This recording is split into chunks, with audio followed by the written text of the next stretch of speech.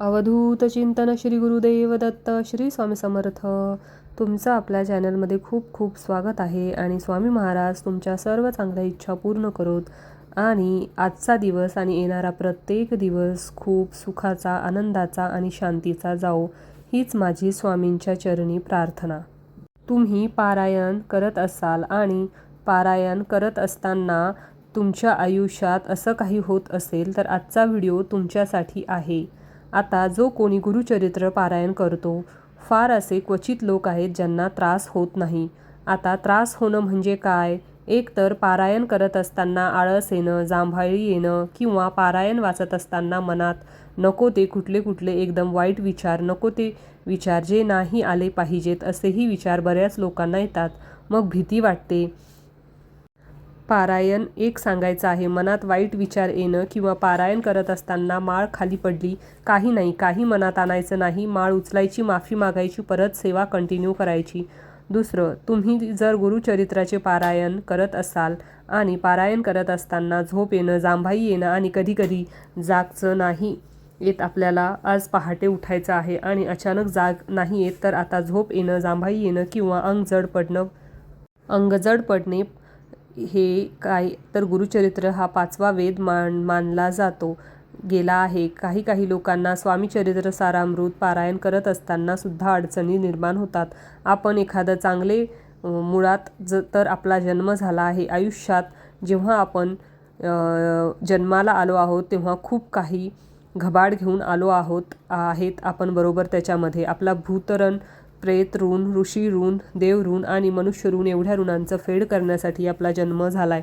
तर आता एवढं जर आपण सगळं घेऊन आलो आहोत, तर कुठलं तरी चांगलं कार्य जर तुम्ही करत आहात आणि तुमच्यात संपूर्ण शरीरामध्ये काम, क्रोध, मद, मोह, मत्सर एवढं जर सगळं आहे, आपल्या प्रत्येकाच्या शरीरामध्ये थोडी तरी निगेटिव्हिटी आहेच. म्हणून ती निगेटिव्हिटी आहे की ती तुम्हाला पारायण करू देत नाही. तेच नकारात्मकता आहे की ते तुम्हाला काहीही करू देत नाही.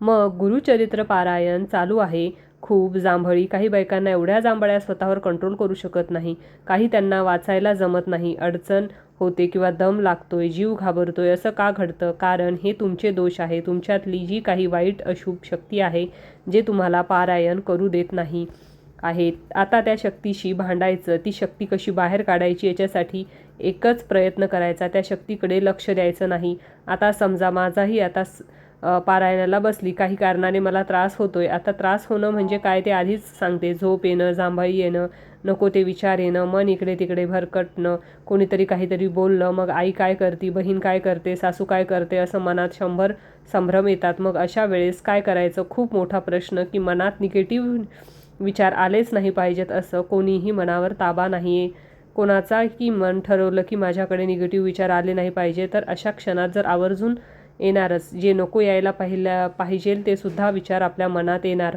मग अशा वेळेस काय करायचं? तर अशा वेळेस एकच गोष्ट करायची, माझ्याकडे जो विचार आलेला आहे त्या विचारांशी मी गप्पा नाही मारणार. माझ्या मनात आता मी तुमच्याशी बोलते किंवा मी पारायण करत आहे, तेवढ्यात मला आठवलं की माझी मुलगी शाळेत गेलेली आहे. मनात तो विचार आला की त्या विचारांकडे लक्ष द्यायचं नाही, त्या विचारांशी गप्पा मारायच्या नाहीत. आता त्या गप्पा मारणं म्हणजे काय? मला एक विचार आला मनामध्ये की आता आरोही शाळेत गेलेली आहे, मग माझं येईल, बापरे, मग तिला काय झालं असेल, ती जेवली का, मग तिची शाळा केव्हा सुटली, म्हणजेच काय ज्या माझ्याशी गप्पा मारत आहे त्यांना जी सुरुवात केली आहे ती मी पण त्या मनाशी सुरुवात केली. मग आपण आपल्या मनाशीच गप्पा मारतो ना, ते करायचं नाही. किंवा किती पण वाईट, किती पण झोप येऊ, किती पण जांभाळी येऊ, किती पण आळस येऊ, कितीही मनात वाईट विचार येऊ, त्यांच्याशी गप्पा मारायचं नाही.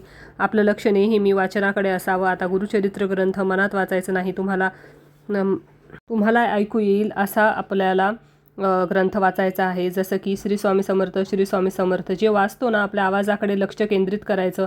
तुम्ही आता तो व्हिडिओ थांबवा माझा आणि बघा बरं, श्री स्वामी समर्थ, श्री स्वामी समर्थ, श्री स्वामी समर्थ, तुमच्या आवाजाकडे लक्ष केंद्रित करा.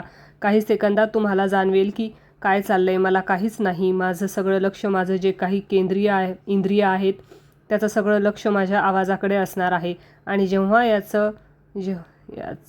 याच पर्यायाने विचारांनी असंच जर आपण पारायण करत असतो ना, तर कधीही कोणीही कितीही विचार आले तरी ते तुमच्या आयुष्यात टिकू शकत नाहीत. मला सांगा, एखादी व्यक्ती जर तुमच्या घरात आली, तो एकदा आला, तो दोनदा आला, तुम्ही त्याच्याशी बोलतच नाही आहे का? मला बोलायचंच नाही, तू ये जा बस, त्याला समजेल की एकदा गेलो, दोनदा गेलो, तीनदा गेलो, ही काहीच बोलत नाही आहे, मग तो परत आपल्याकडे येत नाही. तर हे तसंच आहे मैत्रिणींनो, विचारही तसंच आपल्याशी वर्क करतात. तो विचार आपल्याकडे आला आणि आपण जर त्याच्याशी विचाराशी गप्पा नाही मारल्या तर तो विचार आपल्यापर्यंत येणार नाही. आणि जेव्हा तुम्ही पारायण करत असता ग्रंथ, काय जे तुम्ही तुमच्या सेवा चालू आहेत, स्तोत्र मंत्र ग्रंथ, तेव्हा तुमचं शरीर शुद्धीकरण होतं, तेव्हा तुमच्या विचारांचं सुद्धा शुद्धीकरण होतं. असंच एखादं पारायण करून कोणीतरी मग स्वामी येणार, मग म्हणाच मी तुम्हाला लाखो रुपये काढून देतो, असं होत नाही. एखादं पारायण केल्यानं तुमचा आत्मा शुद्ध होतं, तुमचं मन शरीर शुद्ध होतं असतं. आणि जेव्हा मन शरीर शुद्ध होतं तेव्हा चांगले चांगले जे काही विचार आहेत ते आपण आत्मसात करत असतो. आणि चांगला विचार केल्यावर त्यात चांगल्या घटना घडत असतात. म्हणून सांगते की काहीही अडचण आली गुरुचरित्र पारायण करताना किंवा झोप येणं, जांभळी येणं, ते प्रत्येकाच्या बाबतीत घडत असतं. आणि म्हणूनच याच कारणामुळे सांगतात की ब्रह्ममुहूर्ता उठून पारायण करायचं असतं. आता ब्रह्ममुहूर्त उठून पारायण केल्यावर विचार येत नाहीत असं अजिबात नाही बरं का. काही लोकांना ब्रह्ममुहूर्त उठून आंघोळ करून पारायण केल्यावरसुद्धा जांभळ्या येतात, खूप जांभळ्या येतात त्यांना. आणि काही लोकच असं आहेत की आता समजा दुपारी 4पर्यंत वाचायला सांगितलं ना, ताही 11 वाजता जेवण करतो, 12:30 नंतर आम्ही वाचतो, मग त्याच्यामुळे पण ढेकर येतात. आता ढेकर येणं आपण थांबवू शकतो का? जांभळी येणं आपण थांबवू शकतो का? नाही. ह्या नैसर्गिक घटना आहेत आणि जरी त्या घडल्या काही घाबरायचं नाही. जांभळी आली, ढेकर आलं, काही कोणी या तुम्हाला शिक्षा देणार नाही. परमेश्वर कधीच कोणाचं वाईट करत नाही.